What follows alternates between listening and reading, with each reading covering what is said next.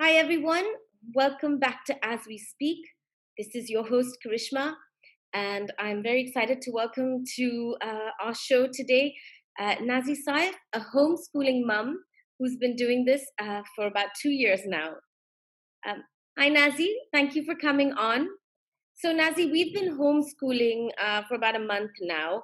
A lot of us call it homeschooling, but really, Mm. what's the difference between what you do and what we're doing? Is homeschooling and e learning the same thing?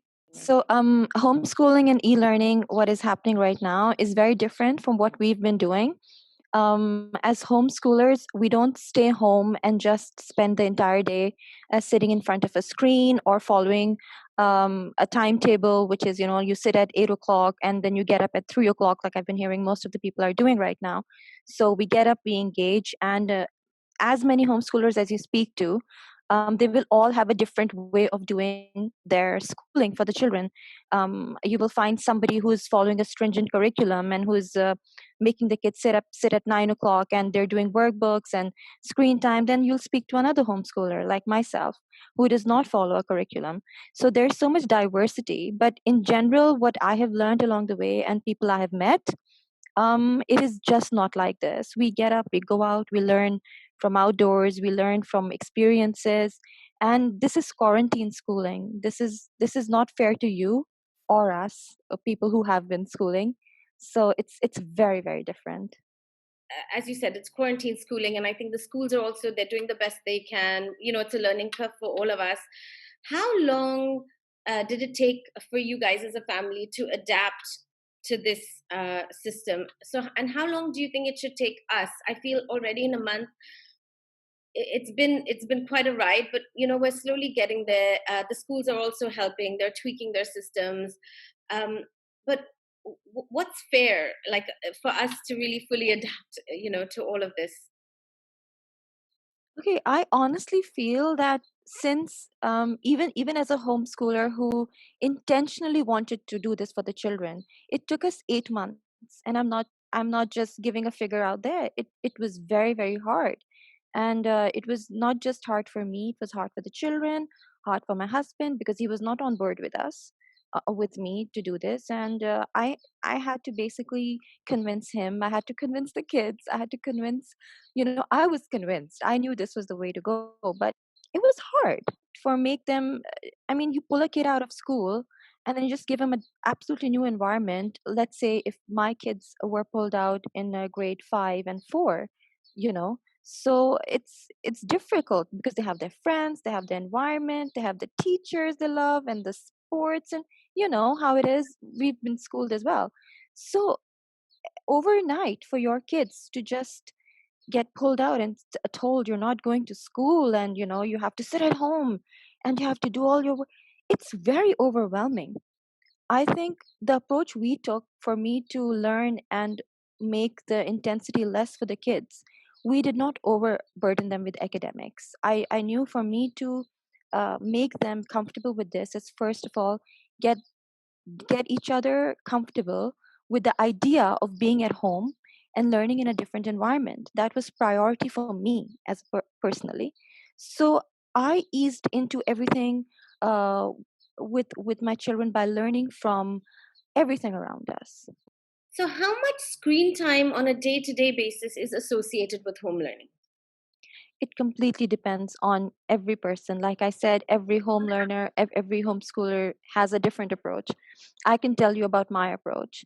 But most of the people I've spoken to, most of the home learning families that I've gotten in touch with, we don't use a lot of screen time. We only use screen time for research purposes. For example, there's a topic of the week that we have a science topic of the week, and we give the child, okay, so you have to research on this, make a presentation, get together. So then they get online on the screen and they get the information, put it down. Obviously, some homeschoolers go for online learning like iAcademy and Worsley Hall and all these other homeschooling platforms. So they have to learn, they have to get screen time where they interact with instructors and stuff, Right. but not much. And even the home learning, is it done like quite collaboratively? You're saying that so they can work with other kids and they're working Oh, together. yes. That's amazing. That's what I loved most about our homeschooling community. When I started off, I was alone. I mean, just an idea. But along the way, you learn so much from each and every individual, and it's just wonderful that way. And we do collaborate, we do get together. In our case, we have like a once a week science co-op where five families and children get together. They take a topic, and it's the child's responsibility to uh, present that topic, talk about the topic, and give sort of like a mini class to the rest of the kids.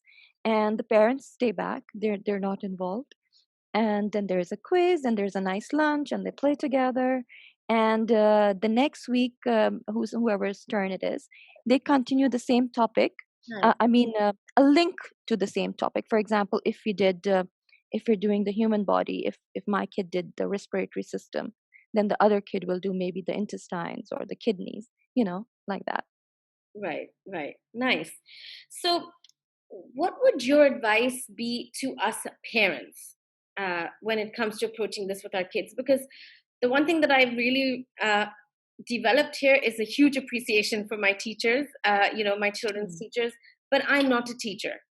So, what is your advice to parents who are really struggling with this? Especially, I think for the younger kids, it's a little harder than the older kids. Absolutely, absolutely. My advice just would be what I did myself. I stopped struggling. I believe in breathing. Just breathe and relax and don't stress yourself. If you will stress yourself, you will stress your children. I believe if you'll make yourself happy, if the mothers and the fathers will be more relaxed and they will say, okay, we're in a crisis situation now, it's a pandemic. We're not alone in this. We're all together. We need to fight this. If we'll end up thinking, my kids did not do the 10 exercises they were supposed to do, you won't be happy. Your child will be anxious. They're anyway not getting to go out and have fun. Make it fun. That's what I did.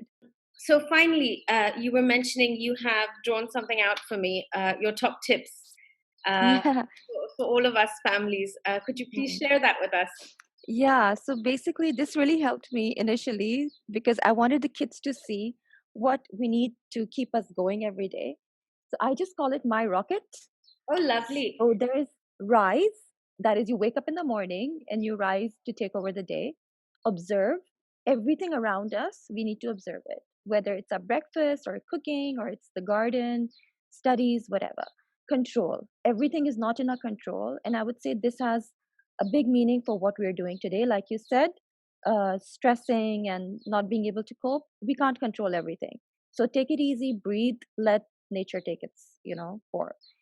Keep keep your sanity. You all have to keep your sanity. We have to keep our sanity. I had to keep my sanity. Eat healthy. It is so important for us to have the right diet right now. Stay away from trans fats, stay away from processed things. Everything has to do with our mind and our well being. And I taught that to the kids as well. Teach your kids how to read labels. Whenever they go out shopping or you bring things home, tell them to read the ingredients so that they know what's going inside our body affects our brains, affects our minds. Talk about everything and cannot stress on that enough. That is the biggest part of their education. And as parents, what we can give them, we need to talk about each and everything with them, give our experiences, our grandparents' experiences, the world, the politics, economy, everything. So that would be my top tip.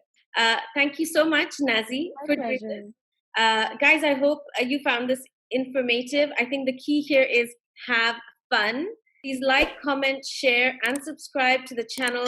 And if you have any questions, please put them down in the comments below and I'll pass them on to Nazi.